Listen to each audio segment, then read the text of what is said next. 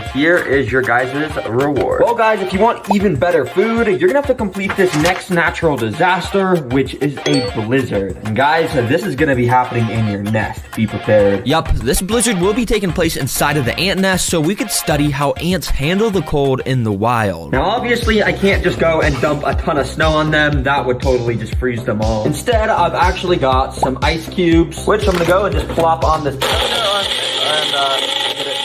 which, as you can see, this makes a nice little makeshift snow that on my laser thermometer is approximately -Celsius degrees. I started by sprinkling a super tiny amount of this ice on the ant nest to see how they'd initially react, and interestingly, well, not even a single ant cared at all. Yeah, this ice just melted completely into the sand. Since the ants weren't affected by that, I decided to up the amount of ice I put in, which should give us a reaction to how ants handle the cold in the wild. And this time, the ants were actually a bit more interested in the ice, with some of them even crawling on top of them. But the most fascinating thing I had noticed was how much the ants had started to slow down their movement since the start. Thankfully, all the ants are doing just fine still, but if you look very closely, these ants, for the most part, have slowed down so much. I mean, look at how slowly some of them are moving. Yup, this is one of ants' special abilities. Because in the winter, when it starts to snow and the temperature drops drastically, the ants are basically biologically built to start moving slower. That way, they can conserve as much energy as possible and go hide deeper underground. So yeah, in the wild, they would dig even deeper and all the ants would relocate to under the nest. I don't want to put any ants at risk, so I'm going to very carefully take out all the pieces of ice so this place will warm back up to the proper temperature.